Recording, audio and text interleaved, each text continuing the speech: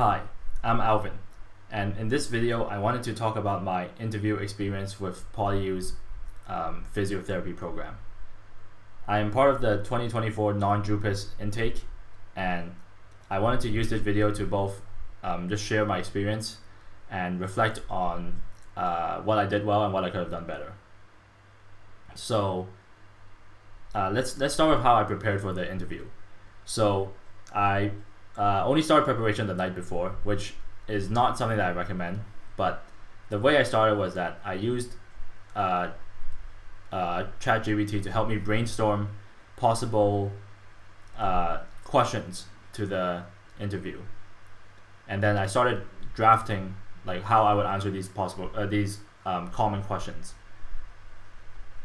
And then the other thing I prepared for before the interview would be like just my appearance, right? Like my clothing, and I even brought a bit of concealer to conceal my acne marks.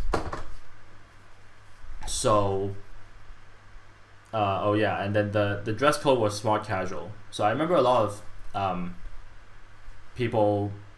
other candidates just wearing formal wear and whatnot. But so if you that's something you mind. Like if you feel out of place where everyone's wearing formal wear and you're not, then you can definitely wear formal wear. But I didn't bother because it did just say smart casual. So I just wore like a gray cardigan, white long sleeve shirt, and then some Uniqlo pants.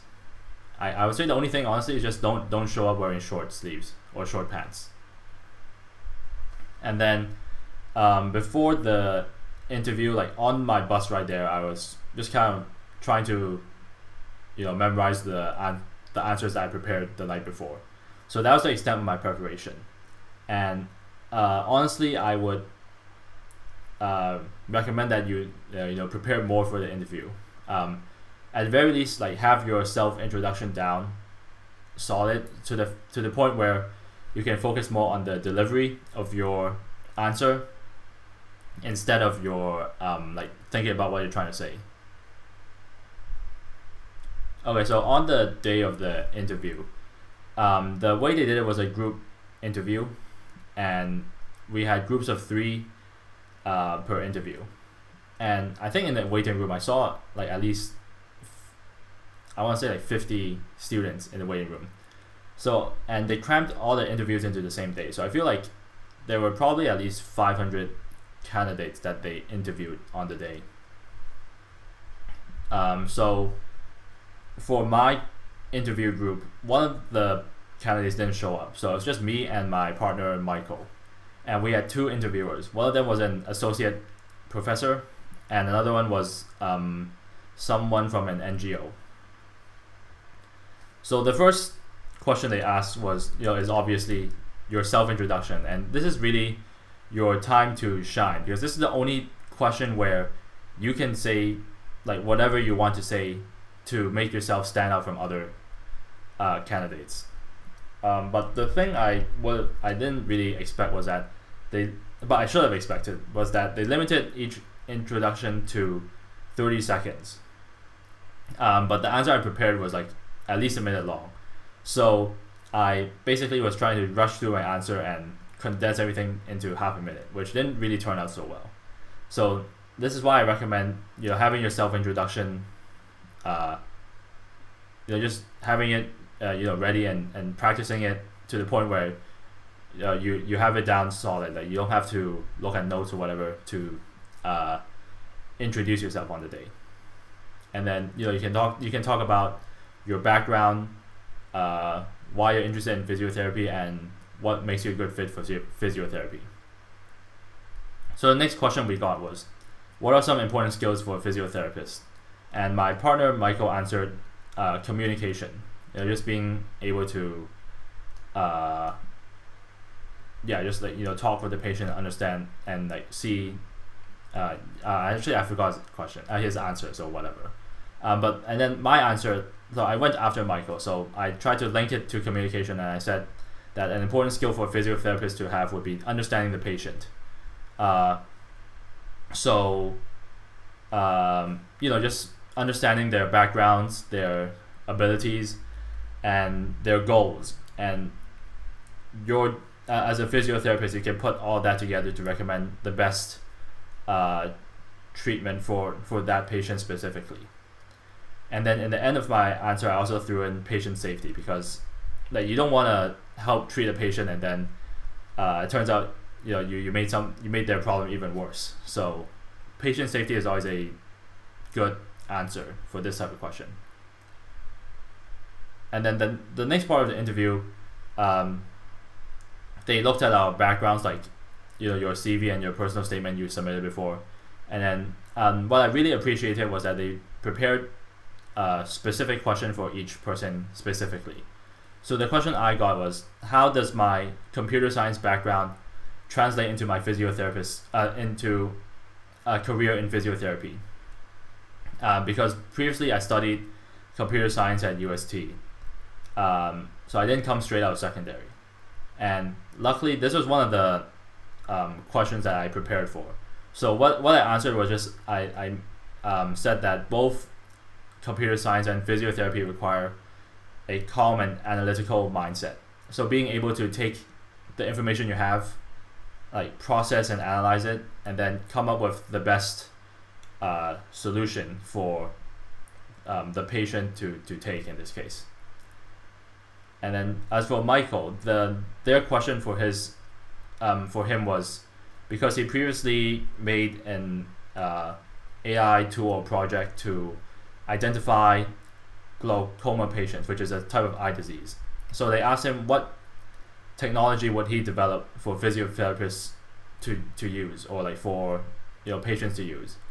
And then I really liked his answer. He mentioned that he would make like a necklace that would detect your posture when using your phone. So like if your neck was too low, then it would send some sort of warning or something like that.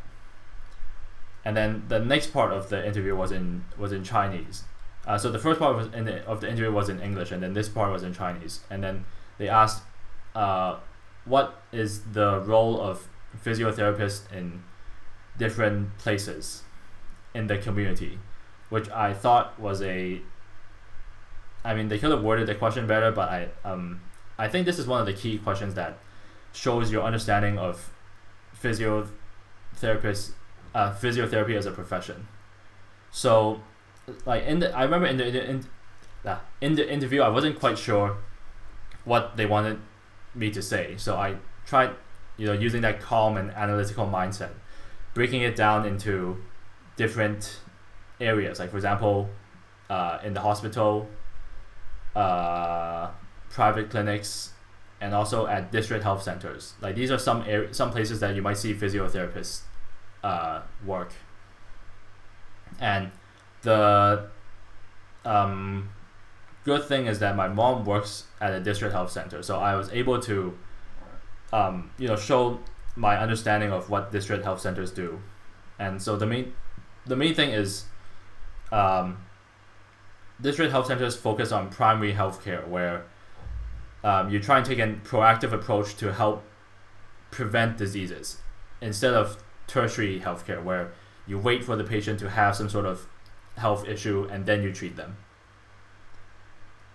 And and another advantage I had for this question was that I took the initiative to speak first, so that left me with more stuff to say than my partner Michael, which I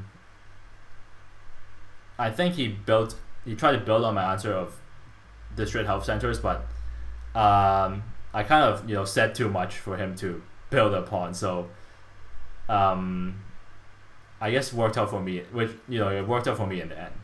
But so that's why I recommend in the group interview, if you can, you should always try and speak first, because it shows initiative, and also you just have more stuff to talk about. You can talk about whatever comes to your mind first, instead of trying to build upon what other people are saying. But of course you shouldn't like answer first every time, right? If someone is shy, you can kind of take turns and ask like, oh, what do you think about this question? And then the last question we got, which was also in Chinese, was how will you deal with mentally challenged patients? And yeah, I think this one was pretty easy for me to answer.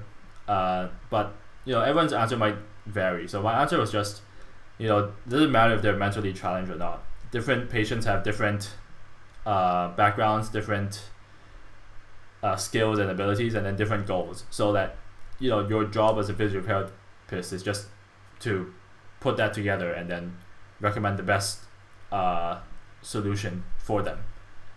At least that's that's the way I see it. And then another thing I also mentioned was that you can always consult or work with other healthcare professionals if you're not sure what to do. For example, maybe occupational therapists might be more familiar with the how to work with like mentally challenged patients. So you can bring in an occupational therapist and work with them to help this patient. So the whole interview was around 20 minutes in total. And okay, so next I want to talk about what I did well and what I could have done better in the interview. So the thing I did well was that I listened to my partner, Michael, and built on what he said in the interview. So it shows, just like I guess a bit of like cooperation or teamwork type. Like, you would take other people's words into consideration and whatnot. And I think the thing that really helped was that I before the interview I didn't know Michael, but we talked for a bit before we went in, so it made it made both of us less nervous and helped us perform better in the interview. And then I guess lastly, my what I did well was that I structured some of my answers with an intro or conclusion. So this would help the interviewer understand the points you were trying to make. Because if you're trying to say like a lot of things in 1 minute, like I am now, like I've been talking nonstop for like 12 minutes, then it's really hard to absorb that information. So having a having some sort of intro or conclusion would help them just solidify what their understanding of what you just said. Alright, as for what I could have done better, I think this kind of relates to just having the interviewer understand what you said. I think the main thing I would work on would be kind of like getting to the point and answering the question. So the most obvious example would be my self-introduction. I think I still they gave us 30 seconds to make a self-introduction, but I think I still rambled on for like a whole minute or something. And another thing would relate more to the another area I would improve on would relate more to the delivery of my answers. So speaking slower, speaking more clearly, and using pauses when needed. And also maybe incorporating some body language when possible. So just not being so still and then using hand gestures and whatnot. So that's all I wanted to cover for this video. If you have any questions, feel free to leave them in the comments below.